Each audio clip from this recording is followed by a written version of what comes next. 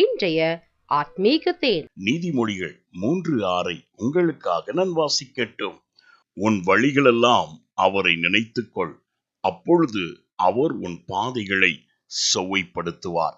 ஆம் பிரியமானவர்களே, இந்த 9வது மாதத்தின் கடைசி நாள் வந்திருக்கிறதான உன்னை பார்த்து வேதம் சொல்லுகிறது, உன் வழிகளெல்லாம் அவரை நினைத்துக்கொள், அப்பொழுது இனி வருகிறதான மாதங்களிலும் அதன் பாதைகளையும் உனக்கு செவ்வையாக்கி, கேணலை செவ்வையாக்கி, கரடானதை சமமாக்கி, பள்ளங்களை நிரப்பி வழி நடத்துகிறதான தேவன் கடந்த நாட்களில் எவைகளிலெல்லாம் நீ குன்றி நடந்து வந்தாயோ, எதிலெல்லாம் சறுக்கும் பாறையை போல சறுக்கி பயந்து நடுங்கி வந்தாயோ, அந்த பாதைகளில் நீ கடந்து செல்லும் பொழுது இனி உன் பாதங்கள் கல்லில் இடராதபடி உன்னை காக்கும்படி என் தேவன் உன்னோடு இருப்பார்.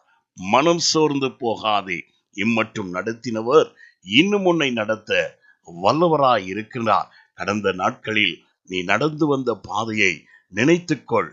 இனி வருகிறதான புதிய மாதத்திலும் புதிய பாதையில் அவரே வழிகளை செவ்வைப்படுத்தி உன்னை நடத்துவார்.